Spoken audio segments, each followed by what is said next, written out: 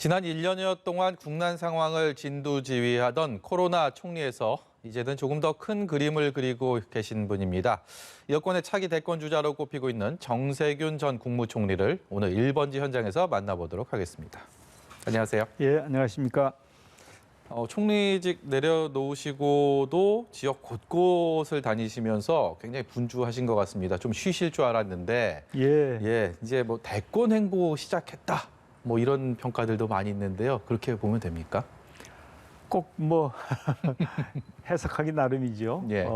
이제 제가 1년 3개월 동안 이제 총리직을 수행을 했는데 네. 이제 정치로 다시 돌아왔으니까 사실은 정치라고 하는 게 국민들과 소통하는 데서부터 시작해야 되거든요. 네. 그래서 국민 여러분과 다양한 소통을 지금 하고 있고 그것을 토대로 해서 앞으로 제가 무슨 일을 해야 될지 고민하고 있습니다. 예. 그 SNS 보니까요. 분수 경제라는 말씀을 언급을 했습니다. 이것을 통해서 혁신해서 경제의 활로를 찾아야 된다. 분수 경제라는 말을 저는 사실 처음 들어봐갖고요. 이게 어떤 개념이고 어떤 의미로 하신 말씀인지 여쭤보겠습니다. 예, 원래 제가 2011년에 분수 경제론을 발표를 했습니다. 아, 그랬습니까? 이제 정세균 표 경제론인데, 죄송합니다. 예, 좀 책도 냈는데 책을 제가 한 권 드리겠습니다. 이제 우리 경제가 재벌 중심 경제 아니었습니까? 그런데 그 재벌 중심의 낙수 효과가 이제 그 당시 제가 책을 낼 당시 이명박 정부의 경제 기조였어요. 그래서 이 낙수 효과가 아니고 분수 효과. 그러니까 경제 성장의 원천이 중소기업과 자영업자들 밑에서 위로 이렇게 올라가서 이게 분수처럼 넓게 퍼지는, 그래서 더불어 잘 사는 경제를 구현해야 된다라고 하는 저의 이제 경제론이죠. 예. 정세균 전 총리 뭐 육선 의원 하셨고요, 장관 하셨고요, 국회의장 하셨고, 국무총리, 또 그에 앞서서는 또 대기업의 임원까지 하셨습니다. 예. 대한민국에 이런 이력을 갖고 계신 분이 또 있을까 싶을 정도의 정말 빼곡한 그런 본인의 이력을 갖고 계시는데, 이 대권 잠룡으로서의 지지율은 상당히 오랫동안 답보 상태였다가 최근에 이제 뭐 마의 5%에 다가섰다라는 이런 평가는 있지만 더 가야 할 길이 좀 멀어 보이긴 합니다. 어떻게 평가하십니까? 예, 사실 뭐 그간에 괄목할 만한 지지율을 보인 적은 없지요. 그렇지만은 최근에 조금 이렇게 움직이는 것 같아요. 그래서 감사한 마음이고요. 그런데 지지율이라는 것은 뭐 이렇게 등락이 있는 거 아닙니까? 그래서 사실은 결정적일 때 지지율이 나와야 돼요. 예. 이제 경선 같은 걸 하게 될 터인데 이제 그런 때 지지율이 나와야 되니까 너무 빨리 나와도 문제고 또 너무 늦어서 그냥 패스해버리면 기회가 없는 것이죠. 네. 그래서 이제 지지율에 뭐 관심이 없을 수는 없지만 그거보다는 역시 진정성을 가지고 국민들께 다가가고 국민들과 제대로 소통하다 보면 국민들의 마음을 얻을 수도 있겠지 하는 믿음을 가지고 최선을 다하는 것이죠. 이 결정적인 때를 언급을 하셨었고 거기에 대해서 경선이라는 표현을 하셔갖고 민주당의 당원 당규대로라면 9월이면 대선 후보가 결정이 돼야 되지 않습니까? 대선 6개월 전. 예, 그런 걸로 알고 있습니다. 이것을 두고 최근 들어서 일부에서는 좀 늦춰서 야권과의 어떤 흥행에 있어서 좀 우선권, 주도권을 가져오자라는 목소리도 있습니다. 여기에 대한 대권 잠룡들의 목소리들은 그렇게 적극적이진 않은데요. 정세균 총리께서는 어떻게 생각하십니까? 이 결정적인 순간. 예, 그 후보자가 되고자 하는 사람들은 이제 운동 경기에 비추면 선수라고 볼 수 있을 것 같아요. 네. 선수가 룰을 이러니 저러니 하는 것보다는 당이 알아서 잘 판단해서 현재 민주당의 입장에서는 정권 재창출을 하는 것이 가장 중요한 최고의 선입니다. 그러면 정권 재창출을 하기 위해서는 전략과 전술이 필요할 것이고 또 좋은 정책도 필요할 텐데 이런 부분에 대해서는 당 차원에서 알아서 판단하면 되고 선수들은 주어진 룰에 따라서 최선을 다하면 되는 거다라고 하는 게 저의 입장입니다. 어떤 룰이 정해지든 간에 본인은 최선을 다해서 공정하게 할 수 있는데 모든 것을 맞추겠다 이렇게 예, 얘기를 하면 그렇습니다. 되겠습니까? 예. 신생아에게 적립형 적금을 지원해서 20살이 되면 1억 원의 지원금을 주겠다. 굉장히 귀가 솔깃해지는 그런 공약 제안이신데요. 이런 말씀 하시면서 일부에서는 이 모든 신생아에 해당이 되는 건지 이른바 뭐 금수저, 흑수저가 다 따로 있을 텐데 그런 것도 궁금하고 이것을 좀 너무 대중의 인기에 영합하는 그런 정책 아닌가, 제안 아닌가라는 해석을 하기도 합니다. 어떤 생각 갖고 계십니까? 예, 안타깝게도 제가 그 대중에 영합하는 정책을 잘 못 내놔요. 예. 그래서 제가 하는 얘기는 대부분 현실성도 있는 것이고 진정성을 담아서 말씀을 드리는 건데요. 이제 이것은 소위 말하는 이제 흑수저와 금수저의 차별. 그래서 누군가는 상속을 받고 시작하고 누구는 빈손으로 시작하는. 네. 그래서 참으로 이 따라하기가 쉽지 않은 이제 그런 출발. 이런 걸 그래도 좀 누구든지 비슷한 선상에서 출발할 수 있게 했으면 좋겠다라고 하는 입장으로 이제 신생아가 나오면 모든 신생아에게 적금을 들어서 20세가 되면 그 적금 총액이 한 1억 정도가 들 수 있도록 해서 그 통장을 주어서 그것으로 출발을 삼도록 하자. 그래서 그것을 저는 사회적 상속이라고 이름을 지었고요. 네. 그걸 이제 그 통장을 미래 씨앗 통장이라고 얘기를 했습니다.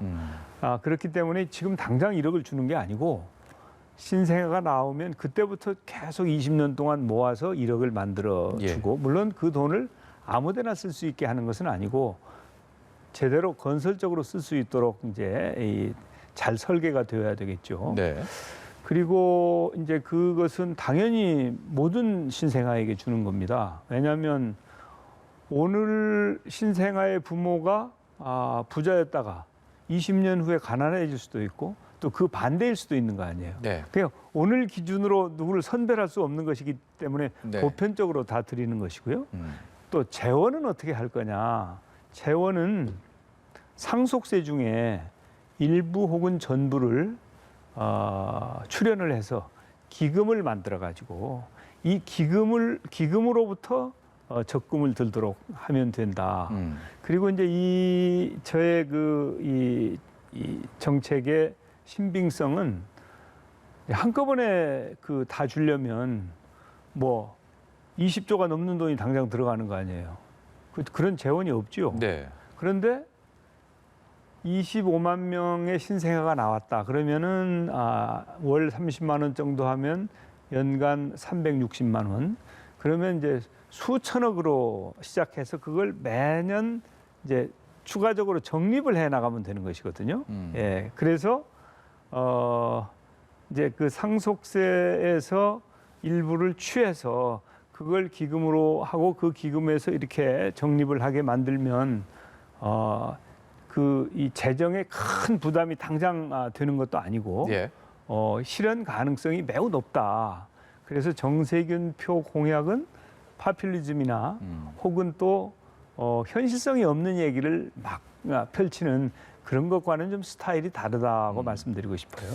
여권의 역시 대선 유력한 후보 중에 한 명인 이재명 경기지사, 정세균 총리께는 어떤 의미입니까? 제가 이 질문을 드리는 게 최근에 뭐 그런 관련된 뭐 대립각을 세운다 이런 것들 보도들도 많았고요. 그래서 언론이 이거 오버한 건지 아니면 정 총리의 어떤 고도의 정치적인 그런 행위인지 이런 것들이 좀 궁금했습니다. 예, 사실 뭐 대립각하고는 관계가 없는 것이죠. 그러나 이제 제가 코로나는 그래도 선수 아닙니까? 네. 그리고 이제 백신은 굉장히 중요한 일이에요. 제가 중대본부장을 했었고요. 그렇죠. 그래서 중대본부장 출신으로서 백신 문제에 대해서 잘못된 얘기를 할 때 그리고 거기에 대해서 언론이 질문을 하는데 거기에 답한 수준이죠. 네. 그리고 저는 정책을 놓고 당내에서 경쟁하는 것은 바람직한 모습이라고 생각을 합니다. 이제 그게 인신 공격이 된다든지 예. 터무니없는 그런 그 비판이 되어서는 절대 안 되겠지만 정책을 놓고 지적할 것 지적하고 또 경쟁하고 그러는 것은 바람직한 거 아니냐. 네. 그런 차원의 건강한 것으로 이해해 주시면 좋겠네요. 예, 그렇게 이해하도록 하겠습니다. 내년 대선 여러 면에서 너무나 중요하고 관심을 끌고 있는 대선. 관통하는 주제라고 할까요? 화두라고 할까요? 국민들에게 어떤 쪽에 좀 중심을 두고 봐야 된다고 보십니까? 저는 그 회복이라고 하는 키워드를 드리고 싶어요. 회복. 사실 코로나19의 이 상처, 상흔이 너무 깊고 넓고 큽니다. 이걸 회복해야 되는데 단순히 원상 회복이가 아니고 미래지향적으로 이걸 제대로 회복해야 되겠다. 그래서 일상의 회복, 또 경제 회복, 공동체 회복, 이런 회복을 원만하게 잘 할 수 있는 유능한 리더십이 절대 필요한 시점이 바로 지금이다. 네. 그런 차원에서 보면 과거에 IMF 외환위기 때 김대중 후보라고 하는 준비된 후보가 있었던 것처럼 예. 지금도 준비된 후보가 필요한 시점이고 준비된 리더십이 있어야 현재 우리가 직면하고 있는 위기도 빨리 극복할 수 있을 뿐만 아니라 회복도 가능하다고 저는 생각을 합니다. 그래서 다음 대선의 키워드는 회복이 되어야 되겠다는 점입니다. 회복을 위한 리더십의 가장 큰 덕목이라고 할까요? 무엇을 먼저 갖춰야 될까요? 역시 그 경륜과 역량이 있어야 된다고 생각을 합니다. 다양한 경험을 통해서 일상이든 경제 회복이든 공동체 회복이든 이제 그런 회복에 필요한 역량이 있을 때만이 가능하고 또 그 회복은 서로 분열하고 갈등하는 것보다는 대화하고 통합하는 노력이 있어야 네. 그래야 회복이 빨리 이루어질 수 있다. 그런 차원에서 국회와 정부가 협력하는 노력, 또 정당 간에 협력하는 노력, 또 이제 기업 같은 경우에도 대기업과 중소기업이 상생하는 그런 노력, 네. 이 다양한 대화와 통합이 필요한 시점이다 이렇게 봅니다.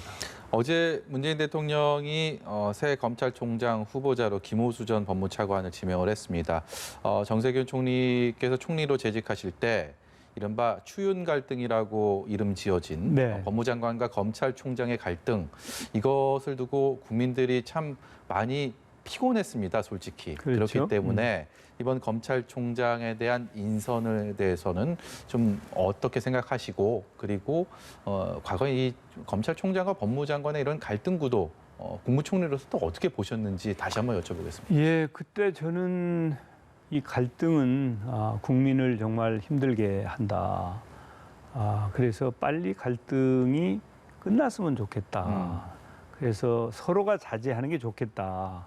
해서 이제 좀 대화하고 협력하는 그러므로 해서 국민들이 기대하는 검찰 개혁을 좀 유능하게 잘 해달라라고 하는 주문을 했었는데 그게 잘 되지 않아서 예. 그걸 못할 바에는 그러면 동반 퇴진하는 게 좋겠다 그런 얘기를 제가 했던 적이 있어요. 네. 예. 그때 이제 그 현재 총장으로 지명된 김호수 후보가 차관을 했었죠. 네. 예, 그렇죠. 뭐 제가 보기에는 그 이번 인사는 기수도 좀 선배 기수이고 그래서 검찰 조직이 사실은 지금은 뭐 저는 자세히는 모르지만 원래 그 총리하고 검찰하고는 직접적인 그 관계가 없습니다. 예. 검찰의 총리는 지휘하지 않습니다. 네. 그렇지만 이제 내용을 조금은 제가 아는 정도를 보면 사실은 검찰 조직이 지금 좀 잘 추슬려야 되고 다시 그 국민의 뜻에 맞게 이 검찰이 역할을 할 수 있는 그런 상황이 만들어져야 되거든요. 예. 그런 차원에서 보면 이제 기수로 보나 여러 가지로 보아서 잘된 인사가 아닌가 저는 그렇게 생각합니다. 예. 어떤 말도 별로 안 하고 있고요. 특별한 행동도 없는 윤석열 전 총장이 대권 주자로서는 지지율을 굉장히 높게 고공행진을 이어가고 있는 상황입니다. 이 현상은 어떻게 보고 계십니까? 아마 왜 그런가? 혹시 그런 현상을 보면서 여든 야든 기성 정치권이 반성할 내용은 없는가, 성찰할 것은 없는가 한번 깊이 생각해야 된다고 봅니다. 그래서 그것은 그것대로 존중을 하되 제가 지금까지 정치를 해오면서 많은 선거를 해보았는데 이제 지지율이라고 하는 것은 견고한 경우도 있고 좀 허술한 경우도 있고 그렇습니다. 이제 어떤 성과가 있고 또 무언가 내용이 있어서 만들어진 지지율과 그렇지 않고 반사 이익에 의해서 만든 지지율은 그 견고성에 있어서는 상당히 차이가 있는 것 같더라고요. 예. 뭐 그런 측면도 있다고 저는 봅니다. 마지막으로요. 공식적인 대권 주자로서의 출마는 언제쯤으로 생각하고 계시는지 하나 여쭤보겠고요. 그리고 이런 대한민국이 되었으면 좋겠다. 대권 주자로서의 포부와 다짐까지 여쭤보도록 하겠습니다. 예, 우선은 아마도 새 지도부가 들어섰기 때문에 앞으로 어떤 그 절차에 따라서 어떤 일정으로 이제 경선을 준비할지 어느 정도 윤곽이 나오게 되지 않을까. 그래서 그런 것을 좀 보는 게 좋겠다는 생각을 하고 있어요. 그래서 지금 당장 언제 뭘 하겠다고 이렇게 결정한 것은 없고 예. 충분히 국민 여러분들의 뜻도 살펴보고 또 그리고 과연 제가 감당할 수 있겠는지 그런 부분도 심사숙고해야 된다고 생각합니다.